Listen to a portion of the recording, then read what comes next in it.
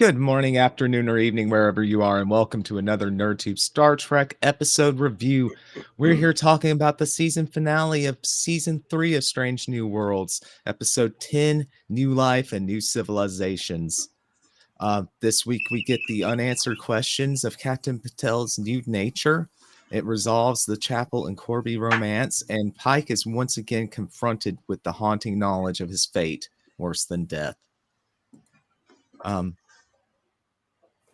So, a lot to talk about this week with it being a season finale. I wouldn't be here talking about Trek, though, if I wasn't joined with some Trekkies in arms. I'm here tonight with cousin Cheeto. How are you, sir? Good. How are you? Doing great. Excited to talk about this one. I'm also joined by Zam. How are you? Fine, thanks, mate. And I've got some things to say. And also Lord Donkey. How are you, sir? Oh, glad that we have put a nice bow on this season. They really kind of did, so glad to maybe have this one behind us and maybe look Better forward things to come. Something. Yeah, maybe something different. Hopefully. So yeah, that being said, we want to start with some overall impressions. We'll put you in the hot seat since you're in the 1 o'clock position. Cheeto, what were your thoughts on this one? Yeah. I mean, this is. I don't want to call this a nice bow. I want to call this an appropriate bow because this season has really, really, really tainted the image of Strange New Worlds for me. And this season finale did exactly that. Was this a good sci-fi episode of something? Yes. Was this a good Star Trek episode? No, in my opinion. I really felt like Patel, this whole like thrown together Patel thing, like I don't know if this is what their plan was from the get-go, but this is kind of why I didn't want Strange New Worlds to have this overarching narrative over the season because they really did. And that's not what the show's supposed to be about. The show's supposed to I really hate to say it, but Discovery did overarching stories better than Strange New Worlds is doing. And I mean, I'm sorry. Like, I don't think that this, I don't really think that this is a great season moving forward at all. And the season finale just kind of encapsulated all of that for me. So anyway, I'll pass it along. Okay, pass it down to Zam. What were your impressions? Was I watching Star Trek or was I watching Stargate? Because it felt more like the latter of this particular episode. And also this idea of like, pure good and pure evil and all of that. Like, what sort of level of sci-fi fantasy are we going with right now? It's absolutely ridiculous. And Cheeto, what he said is that he thinks this is tainted Strange New Worlds. I think this is tainted Star Trek because this is the latest Star Trek. With this and with the Section 31, what is happening to Star Trek? Star Trek is supposed to give you thought-provoking episodes, and we're getting all this dross. And I'm sorry I'm using an English slang word here, but I'm pretty sure you know what I mean when I say it. There's nothing clever in these episodes. No serious topics, subjects.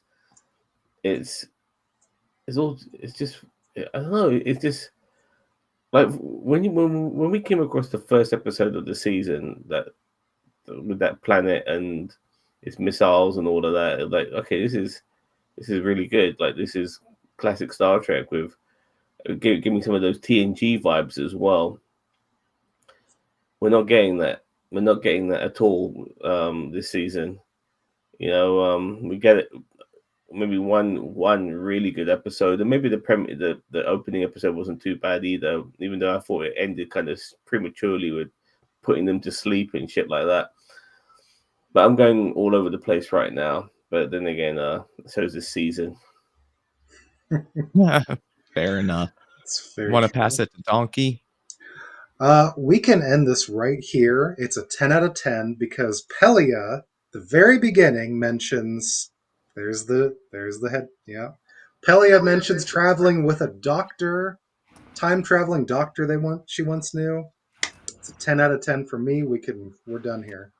So I actually want to counter that point. We might as well just jump right into the who of it all. I would much The rather who of it all. exactly. I would much rather have a Doctor Who crossover episode than just get the stupid references. I really would. They're winking at each other, which is something. Doctor Who did it too, but I now know. Star Trek has had the TARDIS in an episode, and now this. That was the Um, I, but there was no reason for it to actually be there. You know what I mean? no, it Like was just a throwaway line cameo. that she had. Yeah, Yeah, well, and the throwaway line in and this other episode. things, and she looked like she was regenerating Patel at one point. But anyway, um, to bring it back, overall thoughts. Um, it did at least tie everything off for a messy story. It at least was a decent way to clean up the mess that this season made. Um, Not that it was a great or an amazing tie off, but it was decent. I enjoyed lot good parts of it rather than being annoyed throughout. Fair enough. And I think I know maybe what some of the parts that you did actually kind of enjoy might have been. Uh, Overall, for me, it was a lot of head shaking, but at one point, it kind of got to me. Hmm. So, kind of what I wanted to do this week was like last week and kind of talk about some of kind of the aspects of the episode and not so much a straight through linear play by play. We kind of will be going chronologically at some points, but it will also skip around some. We kind of start with Corby on this planet of Skogawan. Gamble's form has been pieced together from the emergency pattern buffer by the Vesda. And the Skygowan people seem to be this kind of weird prime directive exception, kind of like the one that we got previously. They're pre-warp, but they don't have to fully go down in disguise down to the planet because of some trade with the Orions that was mentioned. Can I quickly say that before we got onto that planet, there was one thing I did like about this episode that did make me smile was the prank they played on Scotty with the Didn't he look that was great? fun. He looked great, amazing. but at least there was some consistency there, and so well done to them for that. Mm-hmm. But wasn't he? No. Wasn't he in? Well, I guess that might have been a fever dream, where Scotty was in the captain's quarter. But that was, I think, the bachelor party for Spock, right? That was the bachelor party for Spock, which only had Yeah. 3 or 4 people in it. Yeah, but that was a fever The dream. 3 men of the main cast. Yeah, like there's all these other men who work on the ship, but they don't get invited. Just these guys. And Sam. Don't forget about Sam. Yeah. The show certainly seems to most of the time. Except at the very end. Yep, not this week. Mm. But so they're going to head to Skygowan. And the away party, when they get down there, the Vesa immediately kind of travels along ley lines, interdimensionally travels through ley lines from one of the planets from Valia 9 from earlier of the season, episode 5. Hello. Welcome to the stream. So Corby says that the locals will do anything that the Vesda Gremble is going to tell them to do, culminating in this horrific scene where they put out their own eyes. There was no payoff for this. None at all.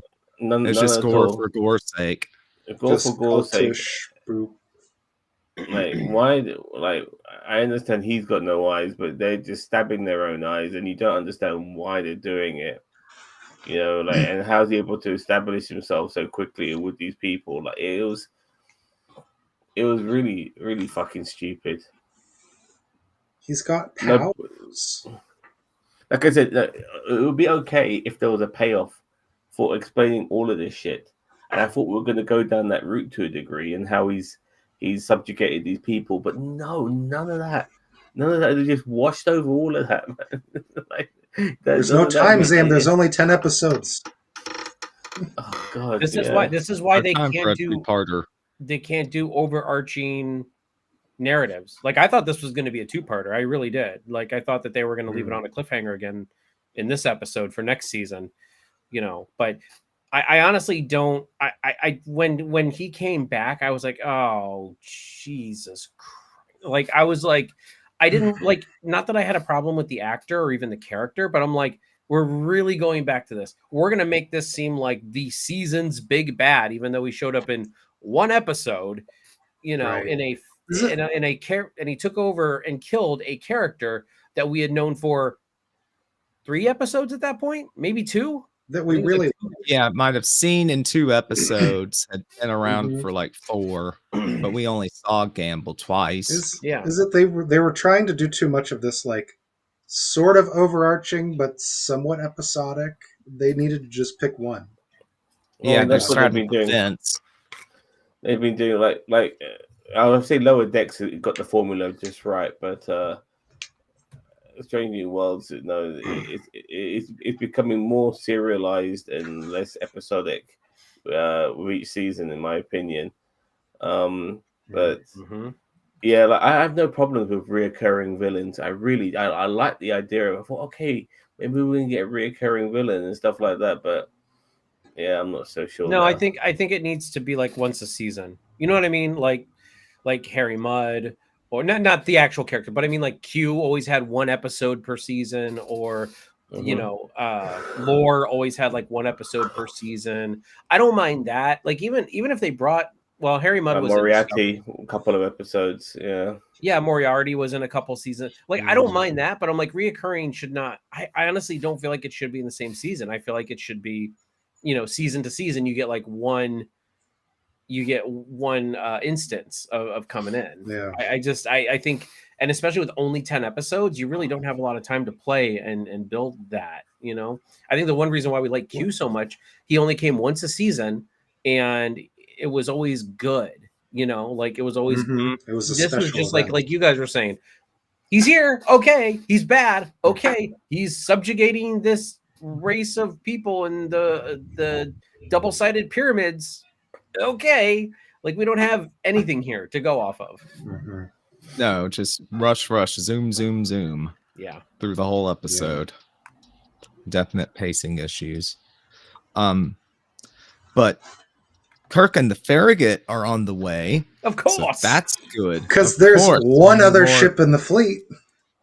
One other ship in the fleet. Wait, they mentioned the Constellation, or Huh?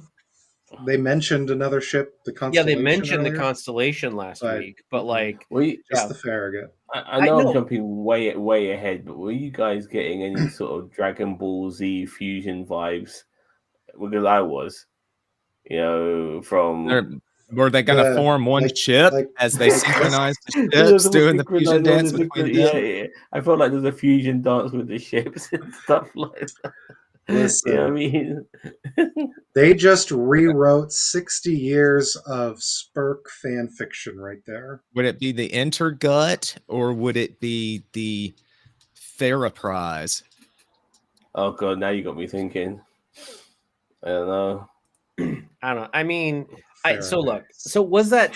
I mean, yeah. If we're jumping ahead, I mean, was that scene cool? Yes, it did give me vibes of like the episode of Enterprise where the Columbia and the Enterprise were like in warp, doing that, like the Speed, like from Speed, transferring Trip Tucker between the two. That was cool, and I did like that sequence, and they didn't linger on it too long. But listen, if this was a like a sequel series, like this took place after, but like, did we just all of a sudden now forget that like Spock can telepathically control Kirk? Like, is that why Kirk's always getting in so much trouble in the TOS and the motion picture eras? Because Spock controls Kirk technically. Yeah, Like I said, they just Might be. rewrote 60 years but of fanfic. I'm really sorry, but I just couldn't understand why they did all that shit. Did you? Because they said they had to be synced, and I'm like, you mean to tell me that a And to mind meld with a synchronize the Vulcan, computers of the ships. yeah, is And faster it than the works computers? across space. Listen, like Spock's Wi-Fi is like on point, man. I mean, Star Trek is always been very clever in a way that they can jargon shit and still make you understand what the fuck they're gonna do. Not this time round. I had no idea No why the fuck they. clever metaphor to It was explain. really cool the way the ships were moving, but the whole sequence, I'm like, this is the gayest shit they've done with Spock and Kirk. I listen, wanna quit trying to understand push your why. narrative, donkey. I am. It's like they manifested it and they were trying to explain. Like I get that they were trying to explain, oh, this is why they're so close later on. They've got this connection. They know each other so well. And just some of their dialogue too was like, okay. All that cool shit would have been even cooler if I just understood why. You know, why it's so, you know, and because I couldn't grasp it, I was like, oh, it looks nice, but I don't know what the fuck's going on. I Dad mean- is shooting a laser. Okay. I know what was ships- going on, but like I agree with you, Zam. Though you're just like, why? Like this looks cool, but like, why? Why do we have to do all this? The ships can't coordinate firing with their computers. Tell that to the Titan A and Picard. Yeah, but that was like In the 200 future, Centuries yeah. in the future. They decided that safeguard is not important anymore. Probably because of instances like this. We can just do it anyway. Just grab the ship's Vulcan. that's why every ship Since- needs a Vulcan on it. It Mhm. needs a Vulcan accessory. Just not that Pike Vulcan hair. No, not that at all. So down on Skagawan, they find this door. There's a line in Swahili, and it's Mbanga's life story on it, telling the tale of when he drew first blood. No, this is dull. Why are you reminding me of this It's shit? How? Why? Why was that a What? thing? Why? Because it's his destiny. Because destiny. This is Star Trek, not Star Wars. Come on, man. No, No, but no. see, so Yeah. this is why this episode should have been a two-parter, and there should have been time travel involved. You know what I mean? Like I was because just there about to was say. kind of like a time travel thing involved, but like, okay, so you have that's where I thought they were going with this. Like you've got like folds in space and alternate dimensions, and time is kind of reversed and everything like that. So I thought we were going to go back in time to see like something about Mbenga, like first kill, but then they were kind of there, like, you know, some like he was involved, like they were involved with that in some way or something, like some kind of self-fulfilling prophecy, and that's why that was there. Little did I know that I was really fucking disappointed at what they were building towards. Even that Like felt like they- a decent payoff, you know. It'd have been It's like better they were than trying to do a Doctor Who thing, and I thought that's why they gave that big wink at the beginning with the Doctor reference, because Patel kind of self-prophesizing, like she becomes her own Foreshadowing. statue. Yeah, foreshadowing. And by the way, And regardless of it, it's it's all- Swahili on it. You know who also speaks Swahili? Uhura. Aurora. Yep. Yeah. of And course. and on top of that, just because there's Swahili on it doesn't mean jack shit. I mean, well, because Mbenga's there all of a sudden it's got to do with him. You know, there could be various reasons. Like, oh god, like today. It's like they didn't Some- lean into the time travel aspect enough for that to be a thing. That there's no explanation for There was no time travel in Mbenga this one. being there. Oh, there was. I mean, sorry, there ish, was. There sort was. Sorry, of, there was. sort I Yeah, of. take that back. there was potential for time travel, and as I said, I'm not saying that time travel would have been the best for this episode. I'm just saying it would have made more sense than what they were giving us. Yeah. It would have Yeah. explained a lot, but it would have made it feel too much like Doctor Who. But that would explain why, you know, that Swahili Mbenga's life stories on there. Like again, that would explain all those things. But at the same time, yeah, we don't get all that. We just get the Reader's Digest version and the Hallmark Channel version of Star Trek. Yeah, it was so Hallmark Channel during the one sequence. We can get to Oh, that. Yeah, you mean let when me they know went you're- into the when you- let me know when Nexus? you're there. When they went into the Nexus from Generations? No, when they got hit by the beam from the probe and got the flute. Oh, that, yeah. Yeah, Donkey, you got a fucking Generations poster on your wall, I for do. fuck's I got sake. it He at a garage does. sale. Jesus Listen, I Christ. like Star Trek Generations. I get to look at Kirk and Picard whenever I want. What Superman Returns, like, granted, I know this is a small tangent, but what's Superman Returns is not that great of a Superman movie, but it does have the best Superman scene of all time. I agree with you 100%, Zam, on that. Is that the airplane catching scene? The best. Enterprise D crashing scene in Generations is by far one of the best send-offs to any ship ever in Star Trek. I I'm agree. sorry, I agree. Yeah. So I'm I like, yeah, agree you with can have crap movies, but it's got moments. And plus, they killed Kirk, which I was kind of happy about. Look, for me, for like, there And the wasn't Enterprise enough. B. I love the Enterprise B. If I wanted crossover, and we only got the captains crossing over, and that for me wasn't enough. I wanted both. I wanted both. If I know some of them had already passed away. I think DeForest Kelley had already passed away by the time they made that movie. But regardless, just get as many of them as possible and make them work together and shit like that. Yeah. And then there's Data going, "Yay, Scotty, I'll see you in the future, mate," or some shit like that. Oh no, you'll see me in the future, or some shit like that. I don't know, because Scotty obviously was in The TNG TNG. episode, which that got set up in this finale at the very beginning, Yeah. where they're talking about the medical transporter and the buffer, and Scotty's right there, and they're like, oh, they're setting that up. Very cool. Yeah. One of the few things that did right. Anyway, The so Enterprise, no bloody A, B, C, or D. look. We can't be getting tangent. I'm sorry. I started this, so I'm sorry. But let's move on, please. I know. I think I Absolutely. Let's get back on It track. was I a group started the effort, tangent, okay? but anyway, Can I ask a question?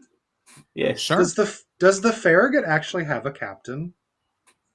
It's We don't Kirk, ever yeah. see her. We don't We see saw her her in the one except for that episode. one She was the episode, and He then was in it's sick bay. oh, hey, it's Jim talking to Pike. How's your captain doing? Oh, hey, it's Jim on the Enterprise talking to Spock. They couldn't afford the captain for one more episode.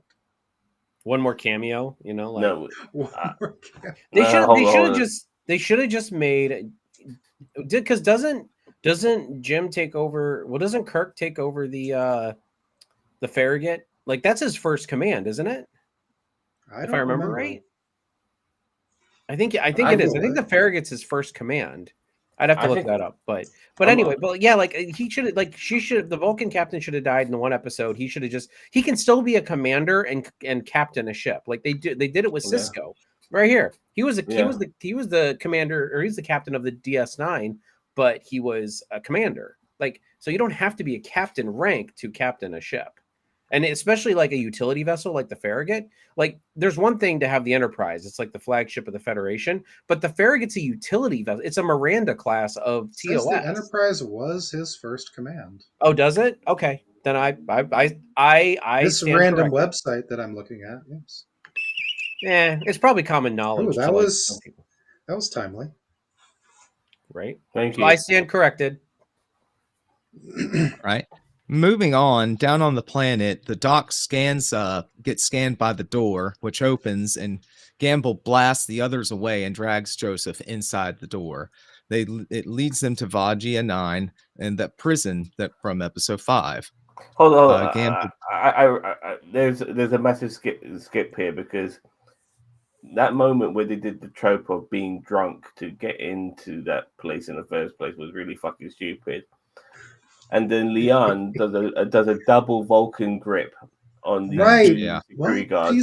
She's learning a lot of new things from Spock in front of the whole fucking town square, and nobody says a thing. Yes, I know. Who is gonna mess with that? Who's gonna mess with her? seeing that. I think all of them should have been able to do a nerve pinch. I think all of them should have. If they wanted to Is stab it even their a own eyes Vulcan out, nerve pinch at this point? Yeah. It's just a Starfleet. Everyone does it now. Oh no, she was actually like had the Vulcan, like she was a part of the 4.5 Vulcans. So I guess that's why I feel like her and Pike, and I mean maybe not Pike The so much, others. but like her and Chapel, because Chapel's got a vast knowledge of the anatomy of species, and then so she would know that through that, and then La'an, just because it's a good tactical move to know, and she probably would have retained that information when she converted back to human. Anyway, sorry, Zam, go ahead. I interrupted you. No, I'm just saying, like this episode was so Stargatey and so Star Warsy that I just expected Nurse Chapel to go, "These are not the droids you're looking for," in front of the fucking guards, and then they would fuck off somewhere or fall asleep. But okay, we got a Vulcan's pinch instead. Fair enough. I'll take that. Colin Barrett says the design of the Farragut only makes sense when you see the original sketches of the design. It has curved roller bar that matches the curves of the nacelle pylons. Interesting. I mean, Yeah. I noticed the that, design. but at the same time, again, I'm just saying, like it's a utility vehicle. It's like the California. It's a Cali.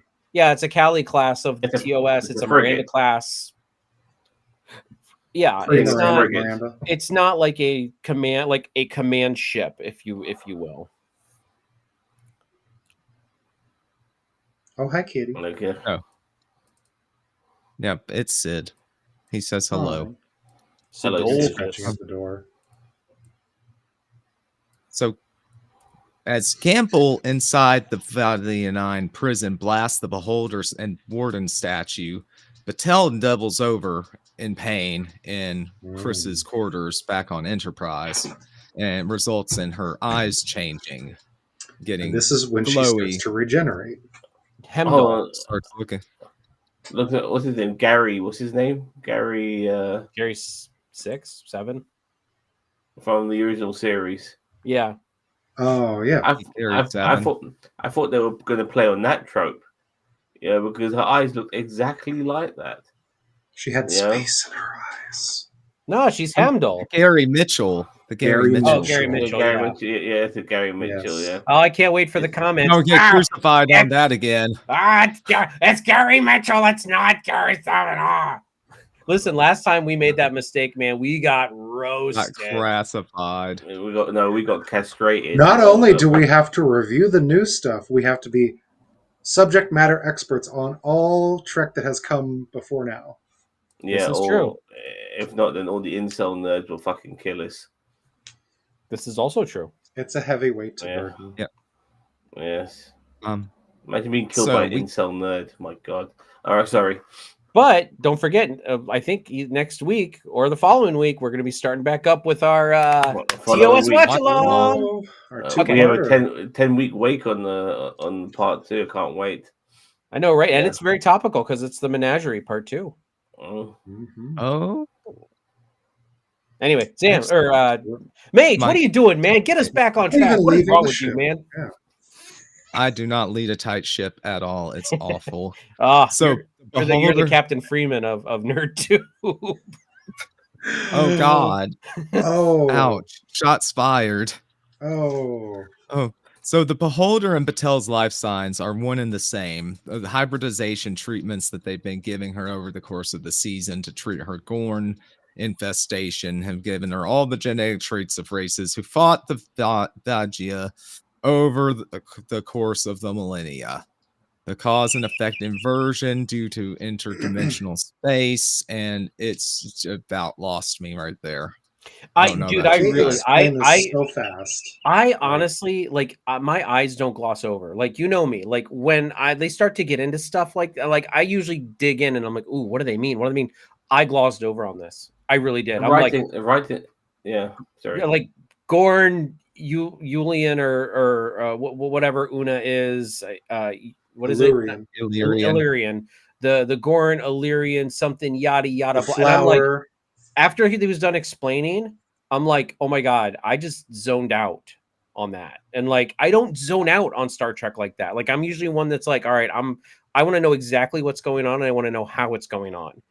I didn't give a fuck about how they did this because it didn't make sense. When Patel said, "What if?" when she said that line, What if? I was done. Like, what if this so and so and so and so? I was like, It's we're like, just coming. What that's if not I just scientific. pull something out of my ass and that's the rest of the plot? You know, Right. like she's just guessing, and all of a sudden they're trying to make her guess a plausible one. Oh, It, because Spock is now adding to it. You know, like, oh god, it was bad. It was it's really like they were bad. trying to pull the Red Angel from Disco season 2 out and dust it off and put it back where it was, and it didn't really work. It just didn't make any Yeah, sense. even the Red Angel was a lot better than this bollocks. That at So least like was this, explained. this is like glorified guessing to and making it an actual solution. It's and making sense of it that way. Like whoever wrote this episode really did a massive disservice to Star Trek. They did. I'm very deeply disappointed. But let's I'm more continue. disappointed in the series at this point. It's not even just this episode. And I'm not. It's just a series in general at this point. Like, I have to like eat tons of crow when it comes to Rick B, because it's like, now granted, I know he's like all Kurtzman Trek sucks, and we don't believe that, but like, if Cheeto, you're gonna speak him into existence, and he's gonna appear in the chat in like 2 seconds. well, but at least he's here. You know what I mean? Look, Colin really said it best at the beginning of this episode, at the very beginning of this review. Like, this was like fun sci-fi, but is it Star Trek? No, it isn't.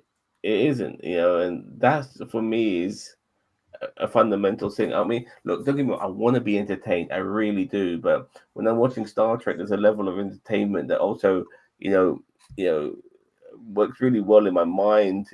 My brain feels really satisfied by watching it. But it's so well structured and clever, and it's awe inspiring at times.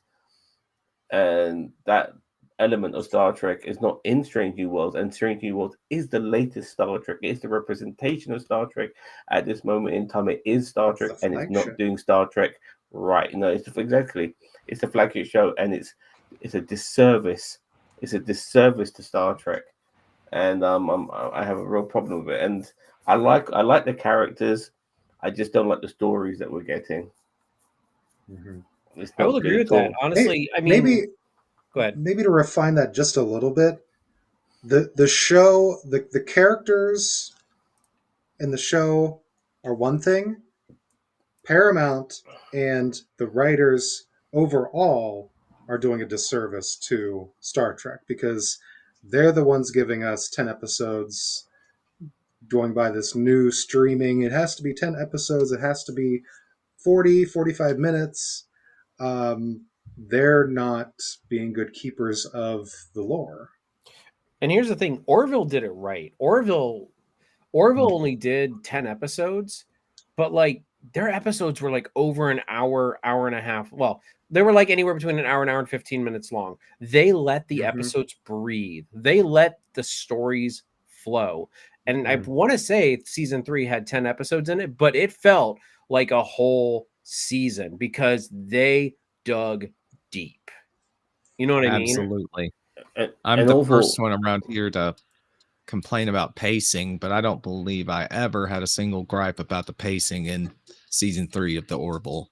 and overall did entertainment as well. Like it knew when to be flash bang wallop with its action scenes and all of that. Mhm. It balanced things so well, and from Mhm. being something which was basically comedic Star Trek to being Star Trek, you know, you know. Not to worry, I hear that Paramount is now working on new Star Trek projects. Look, regardless of Kurtzman being gone, I don't think it's I'm still honestly, I don't think it's a Kurtzman problem though. Like, yes, you can say it's a Kurtzman era problem, but I mean, there was good Star Trek in the Kurtzman era. This is not like, oh, Kurtzman came in and ruined Strange New Worlds. He did not.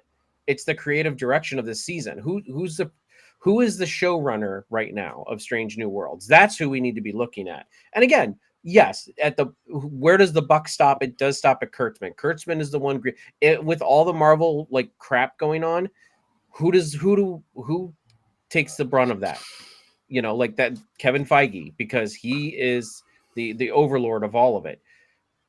Now, you know, Kevin Feige has gotten a lot of grace from us because he gave us so many years of good content. So we're giving that leeway for it to come back.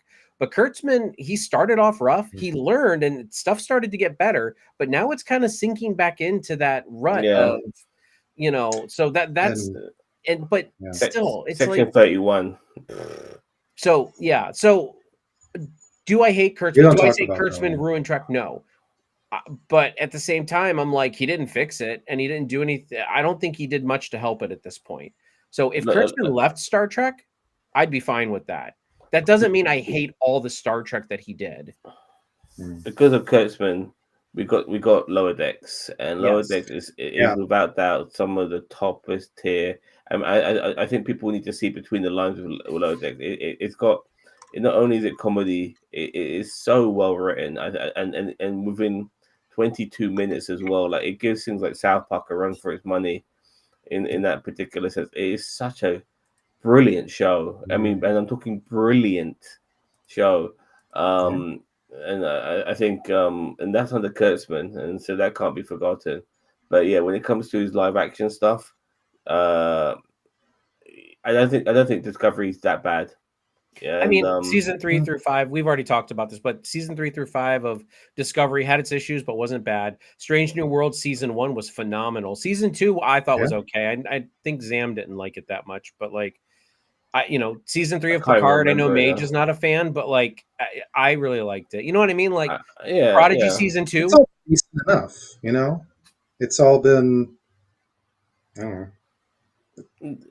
There was a couple of, I think some of the newer stuff, the more unique stuff, like Lower Decks, and to a degree, Prodigy was what worked.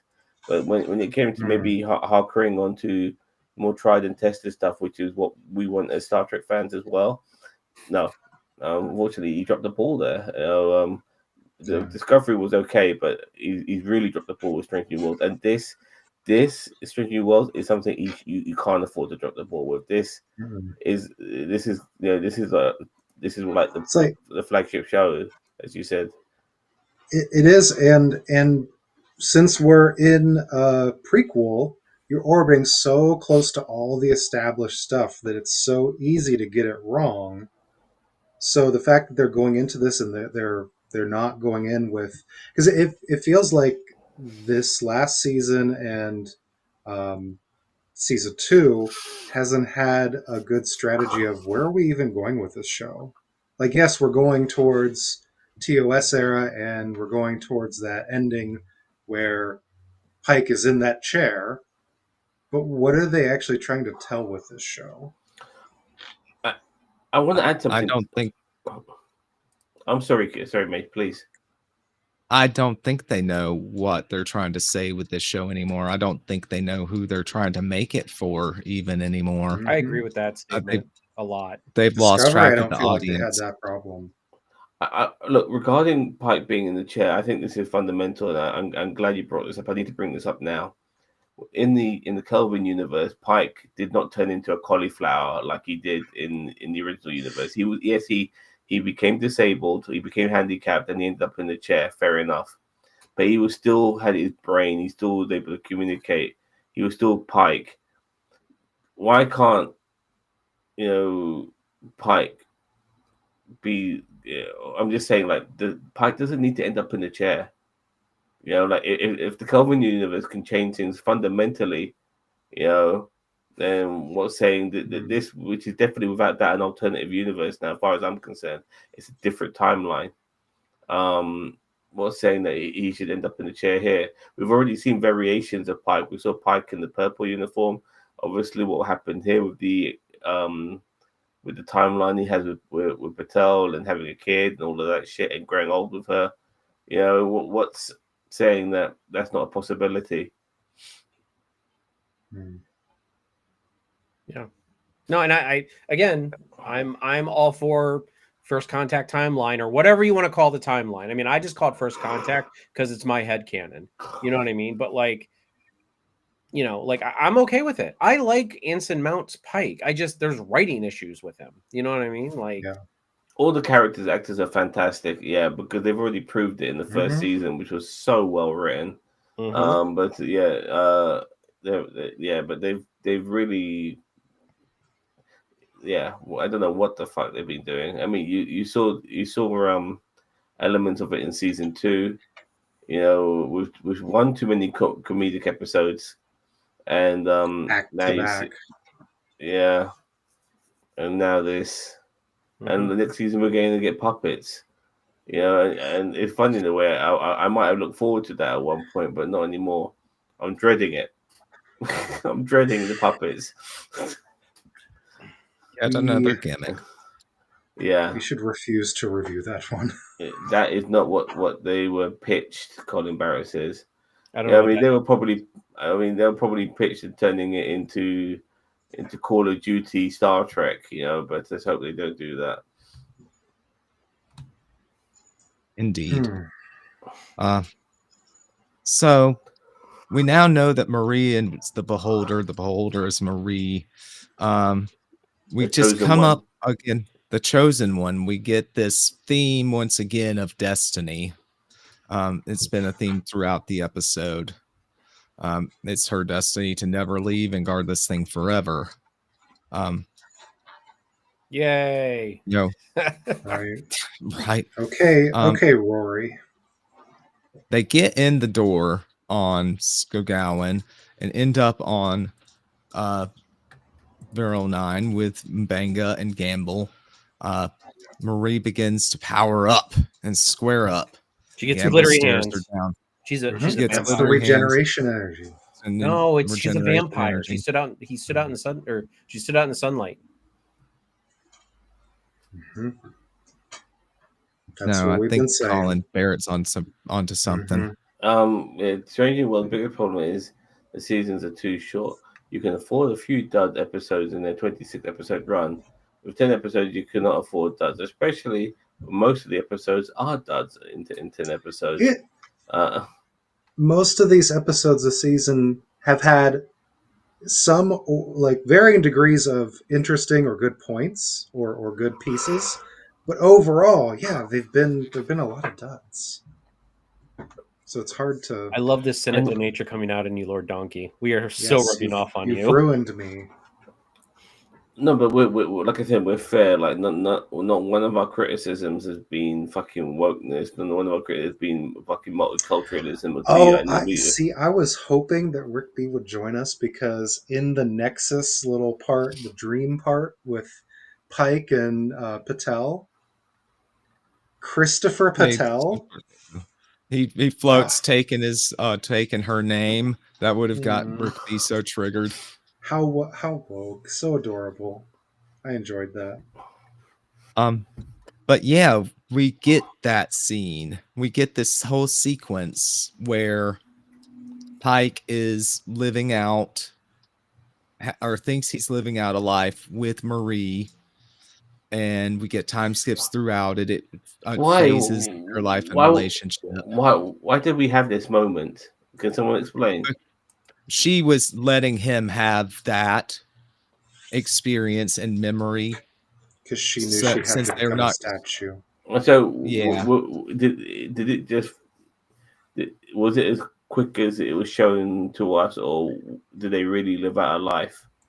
It happened in an instant, but it was very much like the Inner Light episode where with Picard. We put Picard, yeah. That's okay. And the Nexus. That's why I keep going back to the Nexus. I don't know. I don't think it was as long. I don't think it was them living out their life because they kept on doing the knocking on the door thing. I think when that happened, that's when they jumped ahead again. Yeah. But like I don't think it was like the Inner Light where like Picard literally lived out a whole life. And yes, I did love when Pelia called Spock Spocko, and Spocko. Spock's daughter or Spock from Queens. um, Hold on. but I thought you called the Uncle Spock. no, he called him Uncle Sock. Welcome, Vance. Oh. He called him Uncle Sock, and then Patel's like, you know, Uncle Spock doesn't, or you know, Spock doesn't like you to call him that, or whatever. He loves You've been it. able to say Spock since you were 4 years old. Yeah. Mm-hmm. She I says, did "Oh, you enjoy love that whole sequence, but yeah, it felt very much like, wait, we I- were watching an episode, we were watching a finale, and now we're in this. Well, It's and like that a it good was chunk of the my episode. my But- big complaint about that part was, yeah, it was very misplaced. Like, Mhm. why? Like, this should have happened on the ship earlier, or it should have happened like, I mean, I know why they did it, like narratively why they did it there, because like everything was about to go to crap, so that was kind of like her last gift. But like, again, I don't know. It reminded me of Titans and finale season 1. Remember? No, I don't. Damn. I'm the only one who does then. Fair enough. Cheetah repressed it. Oh yeah. No, I remember that. That's the one where they're like living in the really like happy world while they're all like being subjugated by Trigon. And the whole episode is just that until the very last 30 seconds. And you see Dick, with his eyes all mustered up, and Raven's having to make a choice. Or something. Like, it was such a stupid fucking episode. But anyway, I'm sorry for going on a tangent again. Yeah, I It's think okay. that's what More this things episode's that I all haven't about. Is seen and need to tangents. watch. That's what this Yeah. whole season has been about. It has been. And that's not our fault. That's their fault. Yes. We're just coping with But it.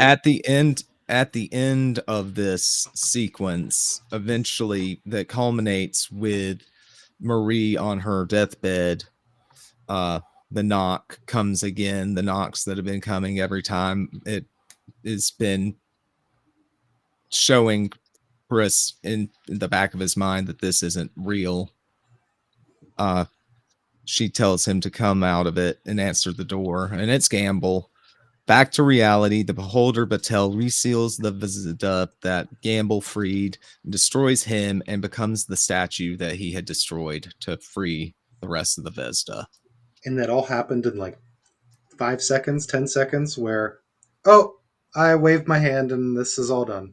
We're done here. Yep. Yeah. I'm a statue Yeah. now. I'm a weeping angel. And the people on that planet, like, what's going to That happen is to true. them? Like, are we going to like restore the eyes of all the people who stabbed them, willingly? And how are we going to, what's the term? Prime Directive. Deprogram them from the religious fanaticism they receive from this dickhead. It's there's more to it.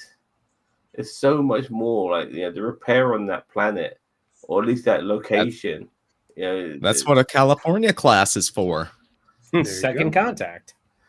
Yeah, but they don't need to. It wasn't first contact. The planet had already made this.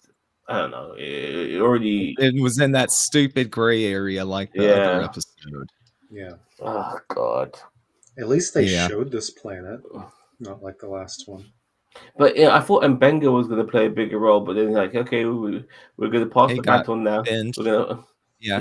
here's the baton. We're going to pass it on to Pike and Batel now. And Batel, who like they've made into a special character just so they could use it for this season, just to get rid of her. Fair enough, I get it. But the concept was fucking stupid. It's fucking stupid. Agreed. Mm. Agreed. This is not Star Trek, I know. No, it's not Star Trek They- that they- I used they- to they- know. You they up a will- parody they- of Got Ya.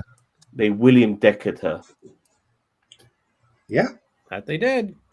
Yes, they did. I'm not familiar with the Motion picture. term. Yeah, Star Trek: The Motion Picture, the Ilea- original captain of the Ilea Enterprise, and Decker, or not the original, but like the next the first- captain. Yeah, the guest captain, and then Kirk like basically took his spot. when he came back. Yeah, I want Understood. to shag my robot girlfriend for the rest of my life. Kirk pulled a Hulk Hogan and said, "That doesn't work for me, brother. Give me the chair." Gotcha. It's been so long since I watched TMP. I know, right? I mean, consider yourself lucky. Let's be real. But the director's cut, Is there a director's So cut? I'd like to switch gears. 3 Yes. hours long. Oh my god. Pain. Pain just thinking about Yes. it. What's this new gear? I'd like to kind of talk about the beginnings of the Spock and Kirk relationship that they try to bridge for us here in this episode. With the fusion, and all that, yeah. With the mind meld, and just kind of some of the lines that they had during that scene. They're going to need the power of Earth's sun to open the door on Skagawan, and need simultaneous phaser blasts done manually to do it. So Spock goes down to Kirk with his plan and proposes the mind meld. Since he seems willing to do things others will not. And Oh my. Jim responds with, "You understand me, Mr. Spock." Maybe call me Jim. Daniel Vaughn says, if you not checked out the audio drama Khan that was released on Star Trek Day, it's totally worth a listen. I might give it a shot if I'm going long distances in my car. Colin Barrett says, James T. Kirk, the only evil admiral to successfully steal Enterprise and blow it up. Ha ha ha. Good point. Very good point. Sorry. So they do the meld, pull off the maneuver, and with perfect synchronicity, I might add. And then near the end, they play the 3D chess, and Kirk wins. Spock has the line about them remaining friends, and we get this kind of noodle incident. I hate that line. Almost talking that line is just so cheesy. Like, yeah, we're gonna stay friends, aren't we? Like, who says that? I don't go to nobody a friend, says that out loud. I don't say somebody. Yeah, we're gonna stay friends. Yeah, like what the fuck? Maybe a Vulcan that's not used to having friends would say something like that. He's got friends. He's friends with the entire fucking crew. Friend? But we don't find out what Turk did on the moon of Orion. It's going to remain a noodle incident. But Lon shows up and steals Spock away. And Sam sits down to hang out with his brother. Well, in this, you can tell this is an alternative universe because Spock is the serial shagger and Kirk ain't.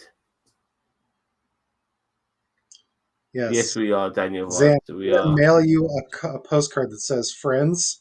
Check yes or no. Oh God, you fuckers! I'm gonna get trolled for this now. For fuck's sake. Okay, well, I'm running out of material. Cheeto, if you want to throw up the poll. Sorry.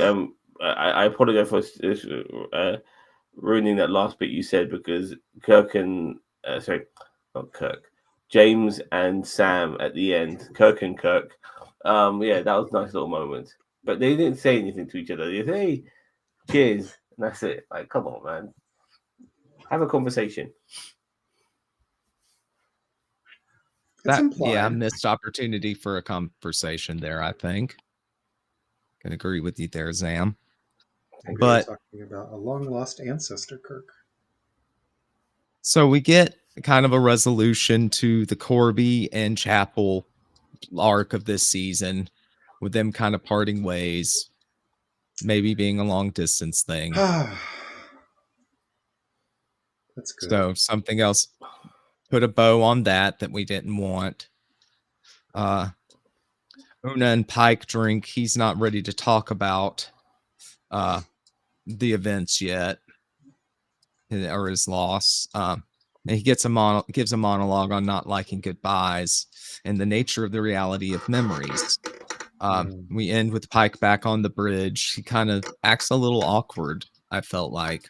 Not fully himself yet. Unsure. But the crew was all supportive, and eventually they let him know about Corby's uncharted planets, and they once again set off for strange new worlds. A 5-year mission. 5-year mission. We So can't hear you, Chief. That's I was just saying what Mage was saying. It's enough for a 5-year mission. Again, another one. I will say this. I was desperate for them not to do a cliffhanger ending, and I'm glad they didn't. Yeah. And so I'll give it prompt for the very beginning with the joke on Scotty, and the very, very end with the non-cliffhanger ending. Probably the only two good parts of this fucking episode. Do you want to elaborate and give us your final thoughts and mark, and we can start with that aspect of the review? I'll let one of these other guys start. Let me ponder on a few other things. Okay, Cheeto, would you like to start? Yeah, I'm gonna give it a 4. It just kind of encapsulate this whole season, just below average. It's low effort, low hanging fruit. It just doesn't feel like Strange New Worlds, and I'm sorry, like this is not the Strange New Worlds we were promised, where they're really they're not delivering on what this show should be. And I'm sorry, like, I'm all for creative vision. I'm all for, like, hey, this is what the vision of the creator is. But like Strange New Worlds, they specifically said it is harkened back to the 1960s episodic type of Trek. And they're not giving us that. And that's what the show was supposed to be. So I'm like, the creative direction is like, okay, but at the same time, put it on a different show. You know what I mean? Like, I really feel like this is something that's not Trek. Yeah. And it's not like it's not Trek in the way of, the Gene Roddenberry would have never, if Gene Roddenberry was still in charge of Star Trek, it would have been buried by the end of TNG. Let's be real. But still, if it would have made it that far, they need to go back to the season 1 formula. I really believe it. I'm watching season 1 again right now with somebody, and it's like, it's so good. Like, and it's only 3 years ago. A bit longer than that, I think, maybe 4. Maybe 4. I mean, it just depends on if there's 2 years between each season or not. But I'm trying to remember what year it came out. 2021, I think. So yeah, it might be 4 years ago. So it might be 4 years, yeah. But anyway, that's my overall thoughts is below par, below, like, low effort. I can't really elaborate more than that. Okay. Yeah, I'll take that battle now. Once again, you said this is not like Strange New Worlds. This is not like Star Trek, and I think that's the word we need to be saying, because whether it be Strange New Worlds or whatever the title may be, this needs to be Star Trek, and it isn't. It isn't remotely. It's not the Star Trek I know, not the Star Trek I recognize in any capacity whatsoever.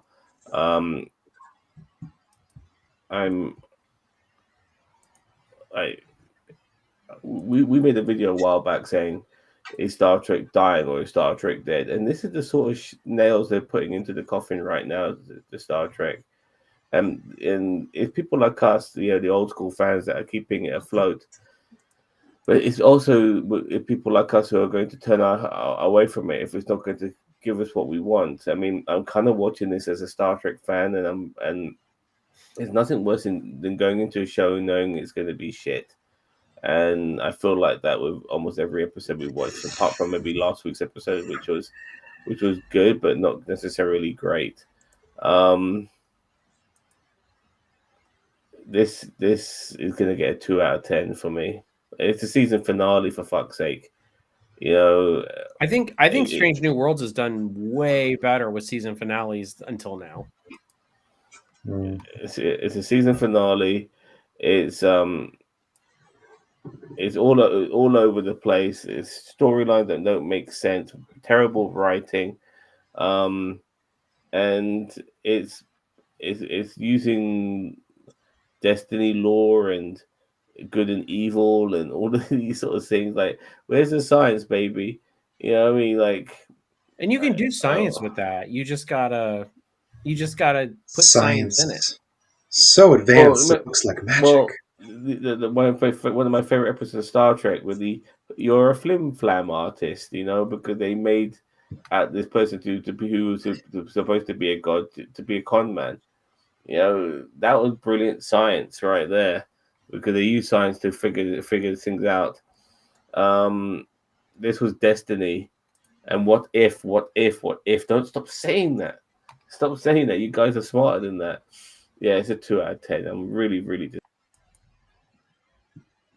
Hey, Lord Donkey. Going with a 5. That's a donkey rating right there. That is.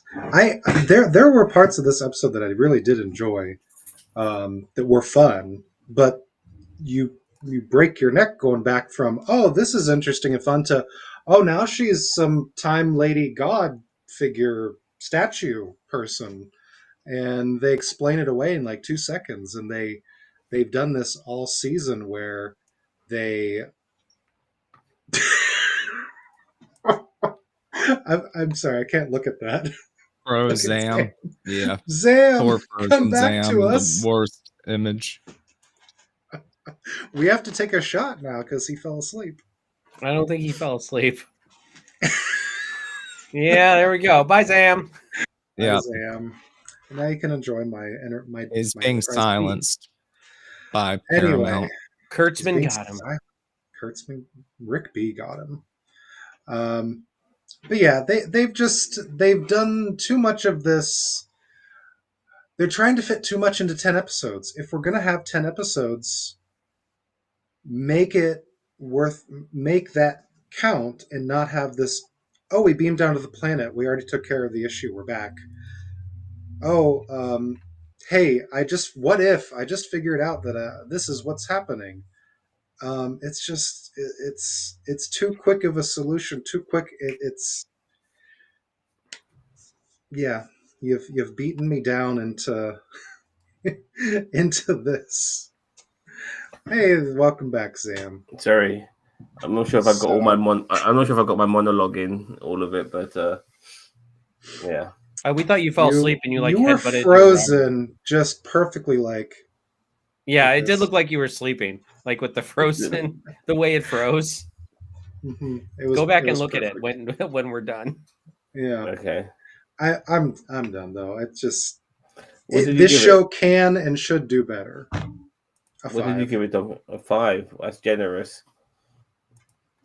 That's low for me. I mean, I'm usually pretty generous just for it being Star Trek, but anyway. And I'm also going to give it a 5 this week. The part with Patel showing Chris the vision of the life that could have been was very touching, and that was probably my favorite part of the episode. But then you immediately are forced to try to reconcile it with how is it happening other than she's now some sort of Mary Sue time lady thing. And yeah, I was getting Phoenix vibes from her. Like, I'm the Phoenix, you know. She felt like that. The Dr. Donna was what I was getting off it. Yes. Mm-hmm. So yeah, just general Mary Sue-ness. So it's just, yeah, like Donkey said before, I'm starting to like literally can't even with this show anymore. I look forward to ones that might be filler more than ones that serve their overarching plot. And they've already filmed for season 4, haven't they? Have they finished filming it? I think they're working on it currently. Maybe they're done. They might be done. Because my issue is that, you know, if they didn't start filming it, then at least they could see the criticism and maybe not make the same mistakes. But I feel like we're gonna get those same mistakes in season 4, and it might only be season 5, which is only 6 episodes, where they don't repeat those mistakes. But even then, those mistakes might be unavoidable because they've got a plan to finish off the show, you know. So who knows? Oh, 5 begins filming. Yeah, that's correct. So that way, that means 4 is already in the can. Too late to course correct. Damn. But Little bit, but that's okay. Because there's more than just Star Trek to talk about here on NerdTube, and the audience can subscribe so they don't miss any of our other content. Like tomorrow, aren't we planning a World's Gone Insane? Hopefully, but only if Ginger can do it. I mean, there's some things that have happened over the last couple of days. Nothing too With regarding the news. It's hard to say. I'm not even sure what happened actually, but I will say this: please look at. Just find a little news clip on Nepal. They are like the Generation Z of Nepal are overthrowing that country. They are grabbing their politicians and throwing them naked into rivers. Yeah, they are, because their politicians are using the tax money to buy their kids lavish shit, and the people in Nepal are getting nothing. So the people in Nepal have overthrown their government. It is amazing, and we'll be definitely talking about that tomorrow, as well as James D. Kirk, or was it? I can't. What was it? Oh, I forgot the Jim Kirk and Sam's name. ancestor. But some old Charlie we'll be talking about for sure. Excellent. So lots of reasons to check out NerdTube other than just Yeah. Star Trek. We talk Star Wars, comics stuff, Well, all this sorts Saturday, of stuff. hopefully, Sports entertainment. Tito and I will hopefully continue doing our reviews of Peacemaker. So there we go. And I've obviously done. I'm still reviewing Alien Earth, which is fantastic, by the way. You guys got to watch that. And I've watched a show here and there. I've just finished watching a series called "The City Is Ours." It's on BBC iPlayer. I've got my review out for that already as well, so check it out. Excellent. So I want to say thank you to the audience. Thank you to my co-host Cheeto, Zan, Lord Donkey. It's been a pleasure as always. Don't forget to like this video, share it to your friends, because you've been watching NerdTube, the greatest social media channel that you maybe sort of kind of heard of.